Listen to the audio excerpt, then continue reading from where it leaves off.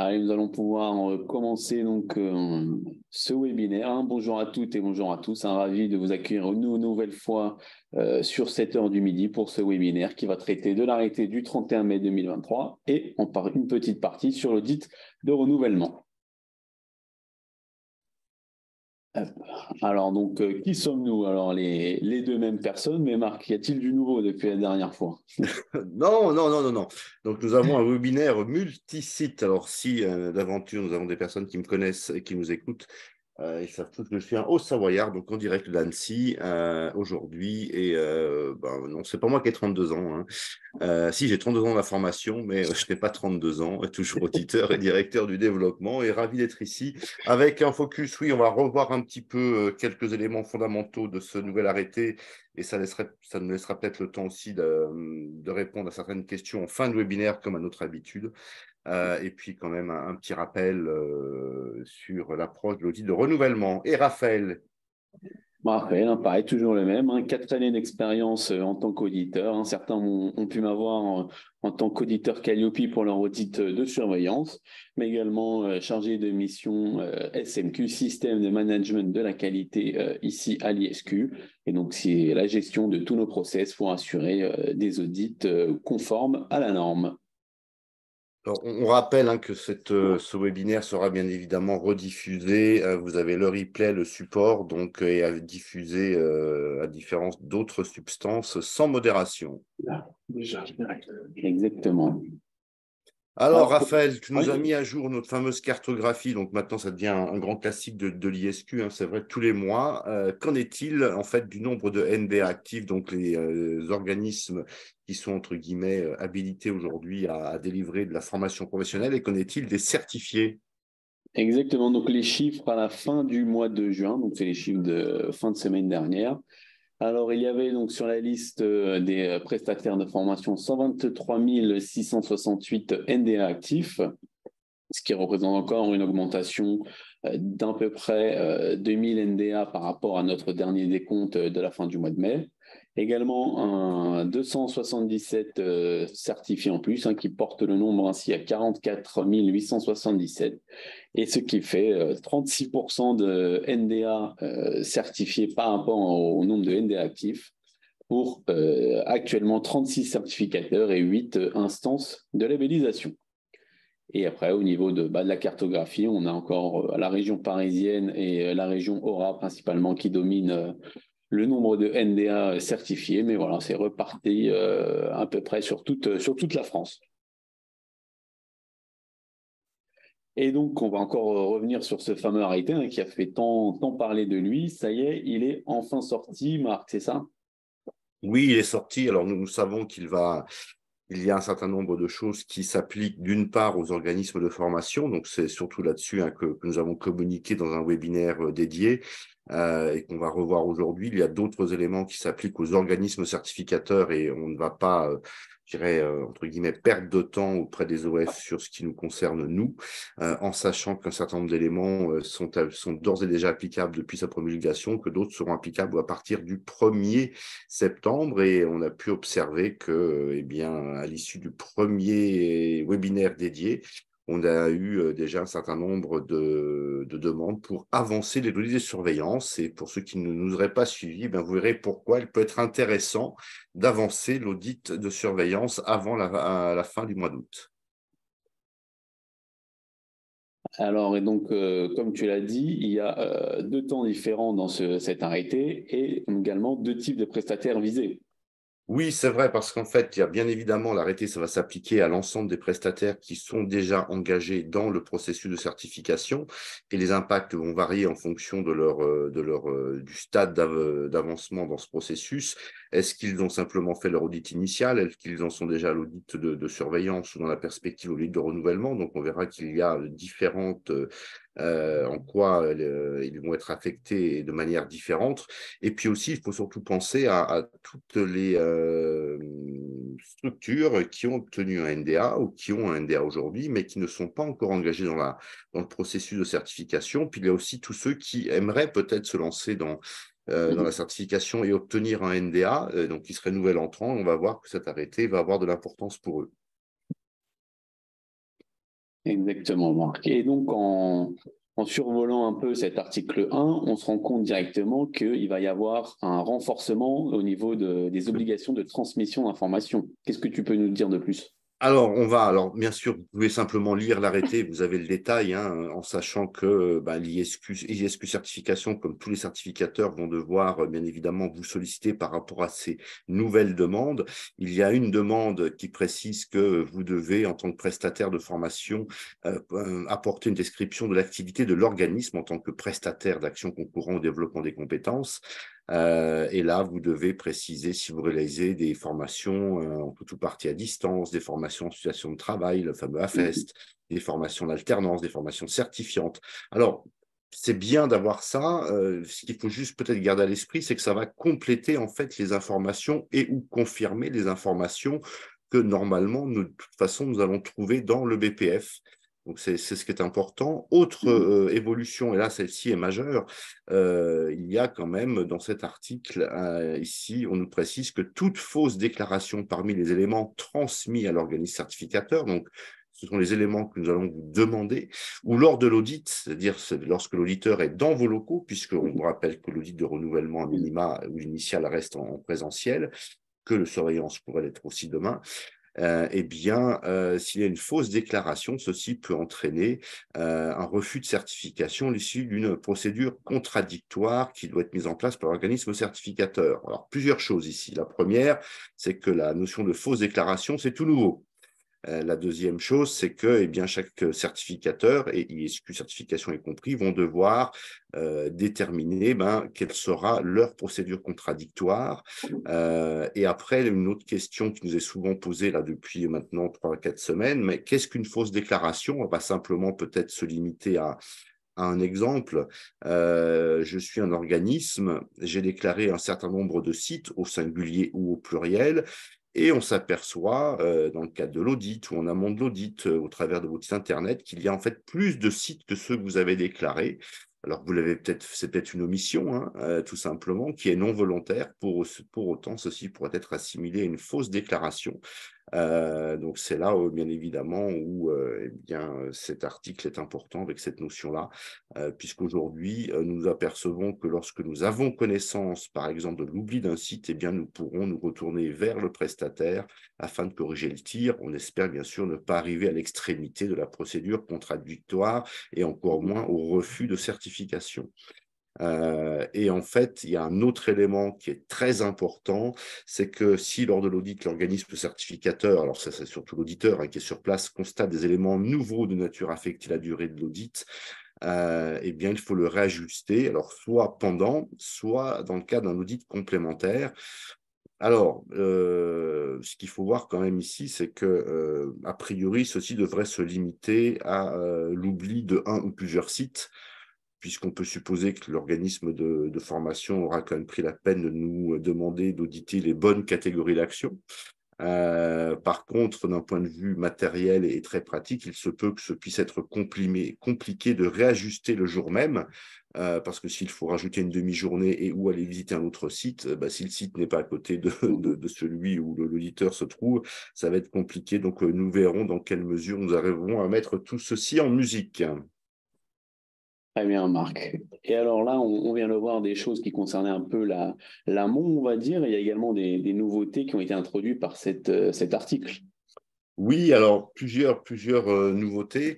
Une nouvelle fois, hein, on n'a pas pris l'ensemble des nouveautés, puisque quelquefois ça se limite à simplement un ou deux mots changés et ou ajoutés et ou remplacés. Mais quelques éléments en fait très importants, c'est que l'échantillonnage, et ça c'est écrit, n'est pas communiqué à l'organisme audité avant la réunion d'ouverture de l'audit. Donc concrètement, ceci confirme, va dire, les bonnes pratiques et le respect de la norme sur lesquelles nous sommes tenus de fonctionner.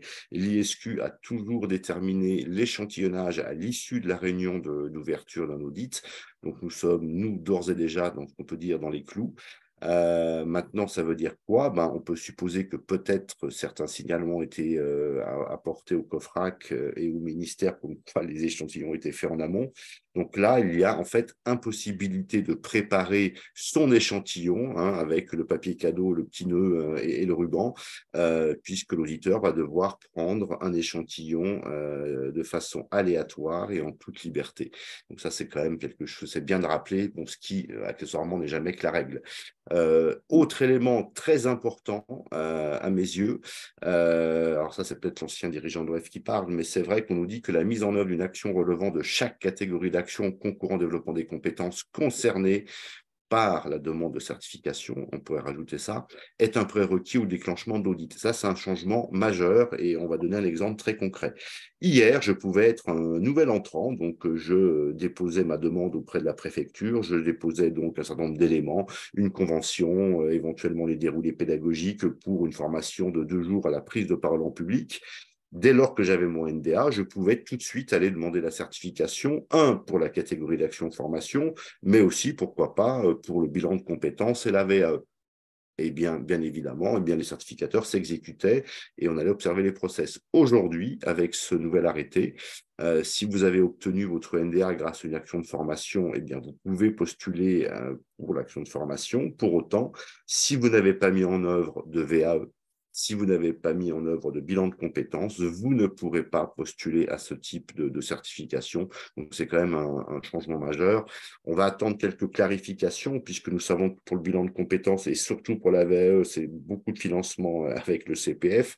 Donc, c'est un petit peu le serpent qui se mord la queue parce que si je ne suis pas Calliope, je ne peux pas aller chercher du CPF et si j'ai pas CF, je ne peux pas contractualiser. Donc, on a un peu l'impression qu'on ne pourra jamais sortir des starting blocks. Affaire à suivre. Et autre chose, là aussi, on s'aperçoit que quelquefois, juste 2 chiffres peuvent changer ce que nous avions l'habitude de connaître. On nous dit que l'organisme certificateur, donc ISQ Certification, procède à la vérification de la formalisation du process à l'audit initial pour les indicateurs. Ils sont listés et apparaissent ici 2 indicateurs, le 22 et le 32, alors que dans le guide de lecture, il est précisé que pour un audit d'un nouvel entrant, les 22 et les 32 ne sont pas audités. Donc, on va essayer de clarifier si c'est le guide de lecture qu'on doit prendre en compte, la V7, pour les nouveaux entrants, ou est-ce qu'au contraire, on va devoir aussi auditer pour les nouveaux entrants les 22 et 32. D'accord, Marc. Encore des modifications à venir, donc.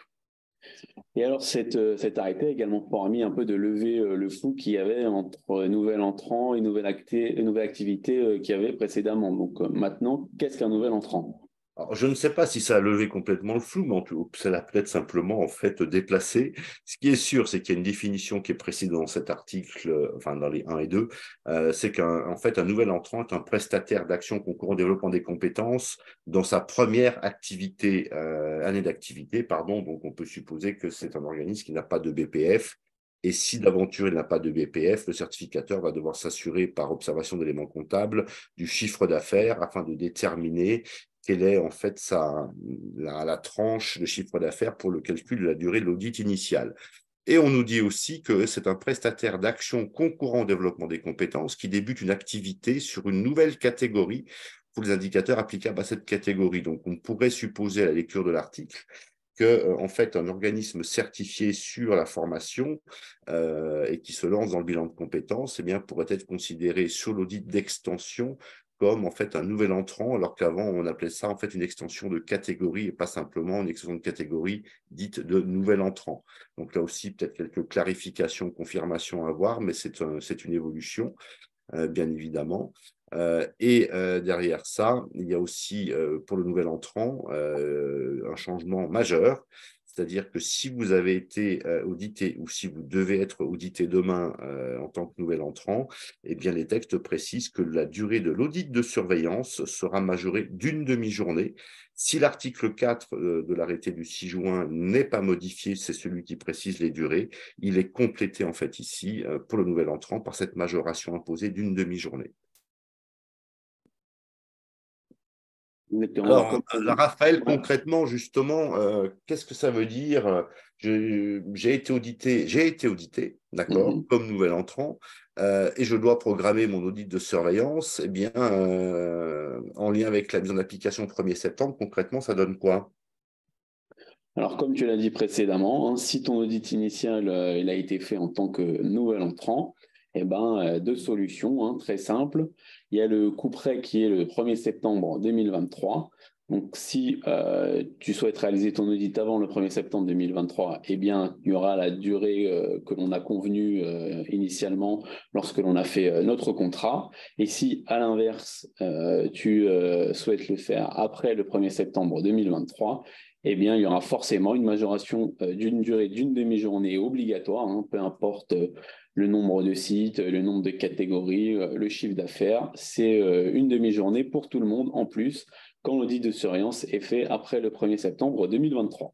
Et c'est pour ça que j'ai dit tout à l'heure en préambule qu'un certain nombre d'organismes qui avaient été audités en tant que nouvel entrant, dès lors qu'ils peuvent et qu'ils doivent réaliser que ça correspond à la période des fameux entre 14 et 22e mois, nous ont sollicité d'ores et déjà pour avancer l'audit qu'ils avaient programmé en septembre sur le mois d'août, voire le mois de juillet lorsque possible, afin de ne pas être pénalisés de cette demi-journée supplémentaire.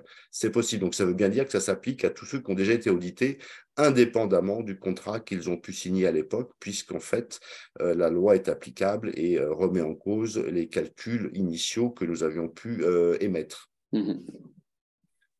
Et alors, là-dessus, Raphaël, sur le calcul, on s'aperçoit qu'il y a quand même un certain nombre de nouveautés, même si l'article 4 de l'arrêté du 6 juin 2019 n'a pas changé, il y a quand même quelques nouveautés sur le calcul de la durée de l'audit de surveillance. Exactement. Maintenant, il y a collecte du dernier bilan pédagogique et financier disponible, ce qui va donc à l'encontre de ce qui avait été mis dans le question-réponse à l'époque, qui disait qu'on ne prenait pas en compte le BPF. Maintenant, tout ça a changé. À chaque audit, maintenant, on est censé prendre le dernier bilan pédagogique et financier disponible et donc réajuster la durée, soit à la haute, soit à la hausse, soit à la baisse en fonction des changements. Donc pour les nouveaux entrants, comme on l'a dit, il y a majoration obligatoire d'une demi-journée à partir du 1er septembre, mais également mise à jour du BPF, ce qui fait que vous pouvez avoir plus qu'une demi-journée. On verra quelques exemples juste après. Pour les multisites, on a donc toujours la mise à jour du BPF, mais il y a également un nouveau mode de calcul. Précédemment, comme vous le savez, le mode de calcul, c'était d'aller auditer un site qui n'avait pas été audité lors de l'audit initial. Ça, maintenant, ce n'est plus vrai. Maintenant, c'est la racine carrée du nombre de sites multiplié par 0,6, ce qui fait pour les gros multisites qui ont plus de 10 sites, notamment, vont être impactés par cette modification. Donc, qui dit plus de sites à auditer, dit durée plus longue et donc plus coûteuse. Et pour les autres, on est sur une mise à jour du BPF, comme j'ai dit plus tôt, en fonction de la modification. Si vous changez de tranche de chiffre d'affaires, il y aura également une modification de durée de l'audit. En sachant que la tranche de chiffre d'affaires sur l'audit de surveillance, il n'y en a que 2 et non plus 3 comme sur l'initial et le renouvellement. Donc, c'est soit vous êtes au-dessus de 750 000 €, soit vous êtes au-dessous. Voilà, ça va limiter, mais c'est vrai que sur un organisme qui dépasserait cette tranche, il y aura un nouveau calcul qui sera opéré. Et alors, quelques exemples concrets pour qu'on puisse illustrer en fait ces textes.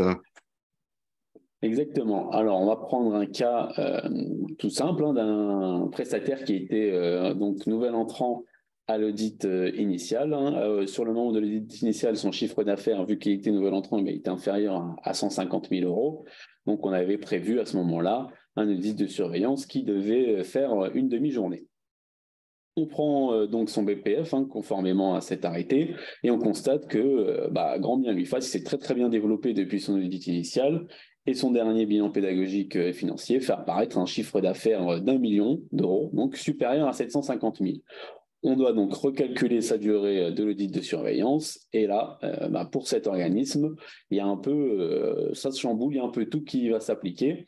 Vu qu'il était nouvel entrant, on ajoute la majoration du nouvel entrant d'une demi-journée. Vu que son chiffre d'affaires, comme tu l'as dit, est passé au-dessus dans la catégorie au-dessus à 750 000 €, ça fait changer de tranche et donc il y a une journée d'audit de base, plus 1,05 pour la catégorie d'action qui, lorsqu'il était en dessous de 750 000, n'était pas applicable, ce qui fait que désormais son audit de surveillance va durer 2 jours au lieu de la demi-journée initialement calculée.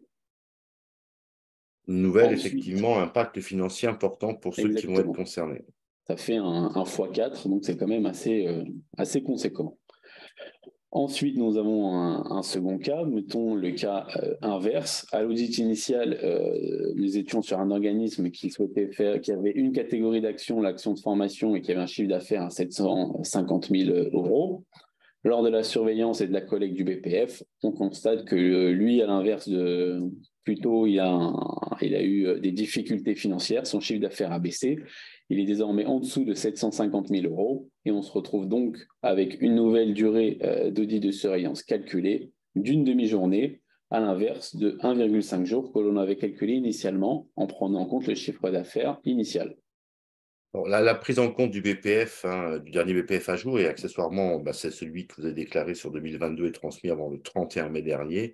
Bon, ça paraissait logique hein, que la durée évolue en lien avec les tranches et l'évolution de votre chiffre d'affaires. Donc, c'est acté. Et je crois qu'on a un dernier exemple sur les multisites, Raphaël. Exact, exemple multi-site, hein. On a 10 titres. Alors, le calcul d'hier nous donnait 2 jours d'audit pour ce prestataire qui avait une catégorie action de formation, chiffre d'affaires supérieur à 750 000 et 10 sites. Avec la nouvelle méthode de calcul, comme on a dit, la racine carrée du nombre de sites, donc racine de 10 qui fait un peu plus que 3, multiplié par 0,6, ça fait qu'on doit donc aller voir pour cet organisme au moins 2 sites. Et ça nous donne donc une durée d'audit qui est donc augmentée par rapport à ce que l'on avait vu précédemment, car on devait voir au moins un site. Et donc là, on a 2,5 jours d'audit prévus pour cet organisme lors de son audit de surveillance. Alors, ce qui est important, et merci Raphaël de ces trois exemples, hein, c'est que tout le monde comprenne bien que cet arrêté, en tous les cas, ces éléments qui vont s'appliquer au 1er septembre, on a insisté peut-être sur l'aspect des nouveaux entrants, mais bien évidemment, la prise en compte du BPF pourra être amenée et alors à la hausse ou à la baisse hein, du chiffre d'affaires, on va devoir là aussi l'appliquer. Donc, ça veut dire que pour tous ceux qui n'ont pas encore mis en œuvre leur audit de surveillance, il se peut que nous soyons amenés, en tant que certificateur, à modifier la durée qui avait été communiquée lors de la contractualisation. Exactement. Et alors, Marc, si au niveau des non-conformités majeures, est-ce qu'il y a des choses qui ont changé avec cet arrêté? Non, oui, il y a un élément qui a changé. Alors déjà, c'est que simplement l'arrêté est peut-être un peu plus précis et nous dit bien que lorsque le guide de lecture précise qu'il s'agit de non-conformités majeures, elles ne peuvent être que majeures. L'auditeur ne peut pas minorer une non-conformité et il nous précise également, cet arrêté, cette fois-ci, que l'auditeur peut majorer, ça nous le savions, mais au moins c'est écrit, noir sur blanc, c'est qu'un auditeur peut majorer une non-conformité qui est précisée dans le guide de lecture comme une non-conformité mineure. Donc, exemple, indicateur 1, une absence systématique de communication sur un des fameux 10 items, que ce soit les prérequis, la durée, l'accessibilité, peu importe, eh bien l'absence systématique de communication entraîne bien une non-conformité majeure, même si le guide de lecture vous précise qu'il s'agit normalement d'une non-conformité mineure, mais il est bien écrit que c'est mineur s'il est l'absence ponctuelle. Et deuxième élément majeur aussi là qui change en lien avec ces non-conformités majeures, c'est que le texte initial nous précisait que vous aviez 3 mois hein, pour présenter et mettre en œuvre un plan d'action. Et là, en fait, ça nous précise qu'il y a bien toujours ces 3 mois, mais que l'organisme certificateur a 1 mois au-delà de ces 3 mois pour aller observer la mise en œuvre. Donc, c'est vrai que quelque part, c'est 3 plus 1, alors qu'avant, c'était simplement 3. Donc, vous avez quelque part gagné 1 mois. Alors, gagner 1 mois, c'est pas tant que ça, c'est que tant que l'organisme certificateur n'a pas validé et n'a pas observé la mise en œuvre, eh bien, pour les nouveaux entrants ou ceux qui se lancent dans la certification, ça allonge simplement le délai d'obtention de votre certification. Et dans la perspective du renouvellement, ça va aussi allonger un petit peu le délai. Et donc, il faudra le prendre en compte par rapport à la date de programmation de l'île de renouvellement, mais on va y revenir après. Très bien. Merci Marc. Et pour les extensions, est-ce que cet arrêté vient modifier certaines choses à propos des extensions? Alors oui, alors en fait, au-delà de l'illustration de cette extension avec la notion de marche, on aurait pu mettre en fait le plateau du Monopoly, parce on sait hein, qu'au Monopoly, il y a une carte qui nous dit qu'on repasse par la case départ en touchant 20 000 balles. Eh bien, en fait, ici, l'article 6 nous précise qu'un organisme qui est certifié sur un site unique, donc c'est ce qu'on appelle un monosite, et qui étend son activité sur un ou plusieurs nouveaux sites, eh bien, il satisfait un nouvel audit initial. Donc, en fait, vous recommencez à zéro, vous recommencez par la case départ. Malheureusement, on n'est pas au Monopoly, donc vous ne toucherez pas les 20 000 euros que vous pourriez éventuellement espérer en jouant au Monopoly. Mais en gros, bah, vous recommencez en fait vraiment à zéro dès lors que vous passez de monosite à multisite. Donc ça, c'est une évolution majeure. Et l'article 9, lui, nous dit que lorsqu'un organisme multisite demande l'extension de sa certification sur une catégorie d'action, l'échantillonnage est réalisé sur les sites concernés par la demande d'extension. Donc ça veut dire qu'on va devoir être bien évidemment vigilant sur quels sont les sites qui vont être concernés par les activités, puisque nous savons que tous les sites ne proposent pas forcément l'ensemble des catégories lorsqu'on est sur des organismes multisites. Très bien, Marc. Merci. C'est un peu la case prison aussi, hein. Peut-être, peut-être. Et pour les multisites, est-ce qu'il y a également des choses qui ont bougé à propos de comment être un multisite? En fait, on a laissé à l'écran ce qu'on avait laissé la dernière fois, hein, c'est-à-dire que on a ici, on a ici en fait ce qui est demeure. Par contre, c'est vrai qu'il y a une phrase qui a disparu, et donc on pourrait imaginer qu'aujourd'hui la fonction centrale doit bien sûr faire partie de l'entité, et c'est cette phrase en tous les cas qui est importante. On a sollicité une clarification parce que nous savons que sur des groupes, très souvent, la fonction centrale est rattachée en fait à ce que pourrait être une holding qui va superviser différents sites, voire même quelquefois différents NDA et les certifier. Donc, le multisite, c'est quelque chose qui est en cours d'investigation. On espère apporter une réponse beaucoup plus précise à la rentrée de septembre. Très bien, Marc. Merci beaucoup. Alors, le logo, hein, généralement, c'est toi qui officie sur le logo. Alors, quelles sont les évolutions? Alors, peut-être un petit rappel de quelle est la bonne utilisation, mais surtout, quelles sont les deux nouvelles obligations qui sont imposées aujourd'hui aux prestataires en lien avec la communication de la certification Calliope. Alors, comme tu l'as dit, deux nouvelles choses à propos de ce logo. Donc, tout d'abord, on va rappeler que le bon logo, c'est le logo qui est à droite avec le bandeau Marianne plus République française, hein. C'est ce logo qui est en vigueur depuis maintenant le 7 décembre 2020 et que toujours, hein, ça ne bouge pas. Le logo seul ne suffit pas. Il faut l'utiliser avec la phrase la certification qualité a été délivrée au titre de la ou des catégories d'action suivantes. Et donc là, vous citez les catégories d'action pour lesquelles vous avez été certifié. Donc ça ne change pas. Ce qui a été modifié ou plutôt complété par cet arrêté, c'est que désormais, vous avez une obligation d'affichage du certificat. On dit bien le certificat, ça ne concerne pas le logo. Le logo seul, vous pouvez l'utiliser si vous le souhaitez, mais vous n'êtes pas obligé, mais c'est le certificat que vous êtes obligé d'afficher sur votre site Internet ou sur vos locaux. L'article précise également que si vous n'avez pas de site Internet, hein, car tous les prestataires n'ont pas forcément un site Internet, si vous n'avez pas de site Internet, vous êtes dans l'obligation de communiquer une copie à tout candidat, stagiaire, apprenti ou financeur qui en fait la demande. Voilà, c'est écrit dans le texte de loi, c'est une obligation que vous devez donc respecter. Les modalités d'affichage n'ont pas été précisées, donc c'est à vous de vous débrouiller entre guillemets, hein, pour faire apparaître sur votre site internet de façon claire le certificat afin de déterminer qui est le certificateur Calliope, car pour l'instant on ne sait pas, hein. Les financeurs ou les candidats peuvent savoir pour quelle catégorisation vous êtes certifié, mais ils ne peuvent pas savoir qui vous a certifié. Bien, donc on va pouvoir se lancer maintenant, Vas-y. Raphaël, sur la deuxième partie renouvellement, bon, qui sera relativement courte, et ça nous permettra d'illustrer une nouvelle fois la prise en compte du nouvel arrêté. Exact. Alors, donc on commence par ce qu'on avait parlé il y a déjà un peu plus d'un mois, c'est l'approche de l'ISQ pour cet audit de renouvellement.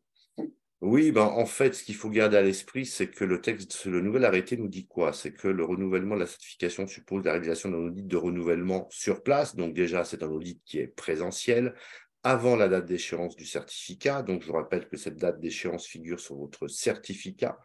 et dans les délais compatibles avec la levée avant l'échange de certificat des non-conformités majeures éventuelles. Et c'est là où ce fameux 3+1 devient important. C'est vrai que nous avions, il y a déjà plusieurs mois, pris le parti de vous suggérer une approche un petit peu, on va dire, en mode rétro-planning, qui nous avait amené à dire qu'il fallait programmer son audit en fait 4 mois avant, mais avec cette évolution, on passe quasiment à 5, voire peut-être même 6 mois. Pourquoi? Eh bien, il suffit de prendre la date de votre certificat et vous vous dites, ben, entre la levée des non-conformités majeures potentielles et le temps que le certificateur prononce sa décision, ben, il faut laisser un petit peu de temps administratif, donc il y a une quinzaine de jours. Je prends mes 3 mois plus un mois de vérif du certificateur, ça fait déjà 4 mois et demi. Et on sait très bien que la notification d'une non-conformité n'est pas faite le jour même de l'audit. Donc, il faut que l'auditeur fasse l'audit. Il va envoyer son rapport à l'ISQ qui va vous retourner la fiche de non-conformité. Donc là, vous comptez 15 jours. 4 mois plus 1 mois, ça fait déjà 5. Donc, il est vrai que programmer son audit de renouvellement 5 mois avant la date d'échéance, si vous voulez effectivement bénéficier de ce fameux délai de traitement des non-conformités majeures, nous semble être le meilleur timing. Et bonne nouvelle, c'est ce que nous avions d'ores et déjà anticipé et imaginé. Exact. On a même un exemple derrière pour mettre en œuvre, expliquer tout ça. Donc, si tu veux bien, je l'explique, Marc. Oui, vas-y, vas-y. Donc, pour un organisme qui voit son certificat arriver à échéance le 30 janvier 2024, donc comme on l'a dit, on va prendre déjà 15 jours de marge, hein, comme l'a dit Marc, ce qui nous amène au 15 janvier 2024. Si on prend le délai légal pour les NC majeurs, on retire 3 mois, ça nous amène donc à 15 octobre, le 15 octobre 2023. Si on reprend encore 15 jours, on arrive donc sur la fin septembre, début octobre. Et pour être encore plus large, comme a dit Marc, plutôt viser 5 à 6 mois plutôt que 4 mois. Ça nous emmène donc, pour un organisme qui verrait sa certification se terminer fin janvier 2024, à réaliser son audit de renouvellement entre le mois d'août et le mois de septembre 2023.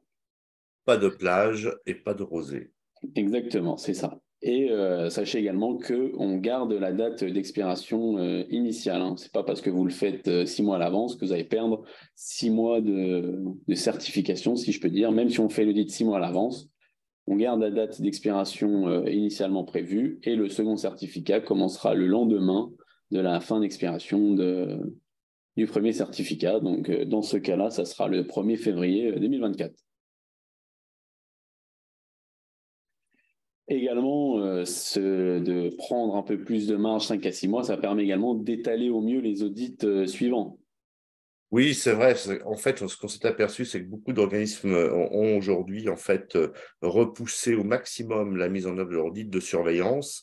Et avec ce délai de 5 mois, ils vont devoir faire face à des audits, en fait, à 2 audits en l'espace de 10 et 11 mois. On peut supposer qu'il serait peut-être intéressant de bien regarder ces délais et de se dire, je fais un audit par an pour étaler un petit peu la charge de travail, éventuellement la charge financière qui est associée à ça aussi, bien évidemment. Mais voilà, en sachant que si vous faites votre audit aujourd'hui, 6 mois avant, ça va vous laisser quand même pas mal de temps, hein, pratiquement 19 mois sans audit avant l'audit de surveillance, même si vous faites le 14e mois. Donc voilà, je pense qu'il faut bien regarder en fait la certification et surtout le cycle et prédéterminer en amont quelles seraient les meilleures périodes pour simplement étaler votre charge de travail et la charge financière associée à l'obtention et au maintien de cette certification. Exactement. Et donc, qui est-ce qui prend les devants? Qui est responsable de lancer cet audit de renouvellement? Alors, ISQ, nous avons automatisé nos process pour en fait vous solliciter 8 mois avant la date d'échéance. Maintenant, vous avez la possibilité de nous le demander en amont et on vous adressera ce qu'il faut. Le processus sera identique à celui qui était en œuvre lors de l'audit de surveillance, à savoir que vous aurez bien évidemment un certain nombre de choses à nous transmettre. Vous aurez une liste, donc là, une liste de courses, vous aurez un certain nombre d'informations à saisir et ou à valider. Donc, soit vous attendez que l'ISQ vous sollicite par mail, soit vous souhaitez gagner en visibilité, vous pouvez nous solliciter en amont, bien évidemment, quitte à prédéterminer la plage d'audit jusqu'à un an avant, c'est tout à fait possible. Très bien. Et est-ce que je peux connaître la durée de cet audit de renouvellement dès maintenant? Bah oui, parce qu'en fait, la durée pour l'audit de renouvellement fait référence à l'article 4 de ce fameux arrêté du 6 juin 2019, donc ça n'a pas changé. Donc il suffit simplement de reprendre l'arrêté article 4 et vous avez le petit tableau ici qui vous reprécise selon les trois catégories de chiffre d'affaires et les catégories d'actions et le nombre de sites. Donc là, ça n'a pas changé. Donc, si votre périmètre, entre guillemets, est similaire à votre périmètre de l'audit initial, si vous n'avez pas bénéficié d'un audit aménagé, attention, s'il n'y a plus d'aménagement sur l'audit de renouvellement, eh bien, en fait, ce sera exactement la même durée que ce qui avait été vu lors de l'audit initial. Très bien. Merci, Marc. Et pour finir, quels éléments seront donc audités lors de cet audit de renouvellement? Bon, pas mal de choses. D'une part, ça va être un audit présentiel. D'autre part, ça va être un audit complet. On va bien évidemment aussi prendre en compte les évolutions du prestataire. On va certainement observer, bien évidemment, quels étaient les rapports d'audit précédents et plus particulièrement l'audit de surveillance, puisque c'est là, lors de l'audit de renouvellement, s'il y a eu des non-conformités mineures, que nous allons observer la mise en œuvre des plans d'action décidés sur les non-conformités mineures à l'audit de surveillance. Et on va aussi, bien évidemment, vérifier l'usage de la marque Calliope et, tout nouveau, ses obligations d'affichage du certificat, comme tu as pu le préciser. Très bien. Merci, Marc. Et donc, on est arrivé au bout de ce webinaire, hein. Oui, oui, c'était le dernier. Après, on va laisser Louis nous passer les questions. C'était le dernier de l'été. On va reprendre ensuite en septembre. Simplement un petit message à ceux qui nous écoutent. On va essayer, comme l'année dernière, d'apporter des thématiques un petit peu différentes, parce que le guide de renouvellement, au bout d'un moment, tout le monde va le connaître. Donc, c'est vrai qu'en train de travailler avec des interventions extérieures qui pourraient être demain, peut-être sur le registre public d'accessibilité, peut-être une intervention aussi de transition pro. Il y a aussi, je travaille aussi à identifier une structure qui pourra intervenir sur tout ce qui fait référence au travail sur la laïcité, la citoyenneté. Ça, ce sont pour les centres de formation par apprentis. Donc, il y a un certain nombre d'institutions publiques qui pourraient être invitées et qui pourraient venir nous présenter un certain nombre de choses, d'initiatives qui pourraient servir nos certifiés et ceux qui ne seraient pas avec nous. Mais bien sûr, nous accueillons tout le monde. Allez, Louis, question-réponse. Alors, j'ai eu plusieurs questions d'ordre un peu plus privé d'OF qui voulaient savoir quand est-ce qu'ils allaient être contactés, auxquelles j'ai répondu. Sinon, moins de questions cette fois-ci que la dernière fois, même si ça commence à arriver. Je vais les prendre au compte-gouttes. On me demande, et cette question revient énormément, la différence entre intervenant extérieur et sous-traitance. Et parmi ces gens-là, qui doit être certifié Calliope? Est-ce que tu peux préciser, Marc, s'il te plaît? Alors, je sais que c'est une question qui est récurrente parce qu'en fait, il y a la rumeur qui voudrait que tous les sous-traitants aient une obligation d'être certifiés dès lors qu'ils interviennent sur des prestations qui seraient financées ou cofinancées dans le cadre du CPF. Alors, il faut savoir que ceci est en lien avec un décret que nous attendons depuis plusieurs mois et qui devrait normalement sortir, mais nous ne savons pas dans quelle en sera exactement la rédaction. Donc, ça va sortir en septembre. Et donc là, j'ai envie de dire, eh bien, passez un bel été et nous verrons ça à la rentrée. Après, sur la sous-traitance, en fait, il faut garder à l'esprit qu'aujourd'hui, le guide de lecture sur l'indicateur 27 nous précise qu'il n'y a aucune obligation pour les sous-traitants d'être certifiés Calliope, mais là, il peut que ce soit remis en cause, alors peut-être que sur certains financements et pas l'ensemble des financements, et qu'un intervenant extérieur, aujourd'hui, est généralement considéré comme un sous-traitant. Donc, il n'y a pas d'obligation aujourd'hui. Il se peut qu'elle soit applicable demain et il se peut qu'elle soit applicable simplement sur certains types de financements. Donc, on ne peut pas être malheureusement plus précis et nous espérons être capables et en mesure de vous apporter ces précisions en fonction de l'évolution réglementaire à la rentrée de septembre ou au mois d'octobre. Est-ce que tu as, Marc, des informations à donner concernant la réforme de la VAE? Enfin, quelles sont les informations? Nous savons que l'appel à projet du gouvernement, puisqu'on parle bien d'un appel à projet sur cette nouvelle VAE inversée, entre guillemets, Je crois qu'il y a 9000, enfin, je ne sais plus combien. Alors, je parle de mémoire parce que je n'ai pas mes notes sous les yeux. Mais bon, il y a un budget déterminé de 9000 euros. Ils ont sélectionné, je crois, à peu près 9 ou 10 000 dossiers. Donc, c'est en cours. Et il y a un appel d'offres qui est en cours. Et ceci a été communiqué par Carole Grandjean. J'ai vu ça passer auprès des acteurs de la compétence. J'imagine le Synovdes aussi. J'ai vu passer ça dans le cadre d'un post LinkedIn de Carole Grandjean, en tous les cas fait par ses équipes. Donc là, il faut simplement aller regarder un petit peu ce qui se passe sur la VAE, enfin, sur ce projet, mais qui n'est jamais qu'une expérimentation qui doit durer 3 ou 4 ans.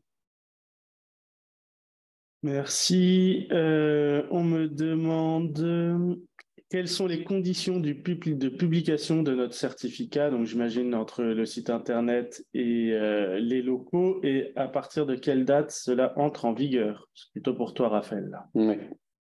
Alors, ça entre en vigueur donc à partir du 1er septembre. Ceci entre en vigueur à partir du 1er septembre.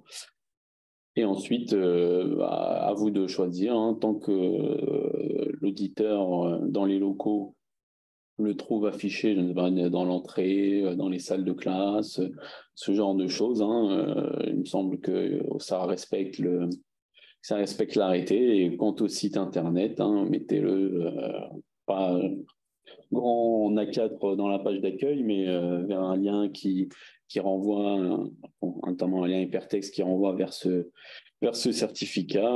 Ça sera tout bon tant qu'il est affiché sur le site internet. Je te remercie. Quelles sont les conséquences d'une non-conformité, même mineure, lors de l'audit de renouvellement? En fait, l'audit, il n'y a aucune évolution par rapport à ce que précisaient les textes hier, hein, savoir que eh bien, vous devez prendre en compte le délai qui, lui, reste à la main des certificateurs pour présenter un plan d'action. Et ce plan d'action doit être validé par l'auditeur. Et sa mise en œuvre sera auditée lors du prochain audit du cycle. Donc, ce sera l'audit de surveillance post-audit de renouvellement. Nous rappelons qu'à l'ISQ, nous laissons un délai de 1 mois pour présenter un plan d'action dans le cas d'une non-conformité mineure. Mais je vous rappelle que le texte de loi précise que le délai est défini par chaque certificateur. Donc, peut-être que d'autres certificateurs ont des délais plus longs ou peut-être plus courts. Mais donc, à vous rapprocher de vos certificateurs si vous n'êtes pas chez nous. Et une dernière question qui est un peu plus vaste. La fonction centrale doit-elle être considérée comme un site à part entière? Non, c'est marqué dans les textes que je n'ai pas sous les yeux, mais non, la fonction centrale, ce n'est pas un site. La fonction centrale, c'est une entité qui peut être constituée de une ou plusieurs personnes qui a vocation à s'assurer que l'ensemble des sites respectent le référentiel national qualité. Donc, quelque part, la fonction centrale, en fait, est partout. Et elle surveille et elle démontre une autorité à mettre en œuvre un certain nombre de changements. Mais la fonction centrale n'est pas un site géographique. Merci. Eh ben, on est au bout des questions pour l'instant. C'est magnifique. Je regarde un peu s'il y en a d'autres qui tombent, mais a priori, tout le monde est satisfait. Je pense que l'éclairage est parfait. Très bien. Donc, on vous donnera rendez-vous. On va vous donner rendez-vous de toute façon au mois de septembre, plutôt, je pense, deuxième quinzaine que première quinzaine.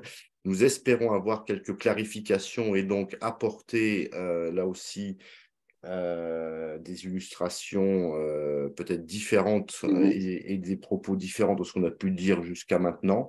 Il y aura peut-être une promulgation de ces fameux décrets en lien avec la sous-traitance et on sera bien sûr ravis de les commenter pour vous. Et donc, gardez à l'esprit que sur octobre-novembre, on devrait avoir des intervenants normalement extérieurs pour compléter nos thématiques, donc registre public d'accessibilité, transition pro, laïcité et d'autres sujets qui sont à l'étude et en tous les cas en cours de discussion avec d'intervenants extérieurs. Donc, eh bien, restez connectés, passez un très bel été. Et n'hésitez pas à revenir vers nous. Vous savez que l'ISQ, ses équipes restent toujours disponibles à vos sollicitations. Bonne fin de journée à toutes et tous. Merci beaucoup. Bonne fin de journée. Au revoir. Au revoir.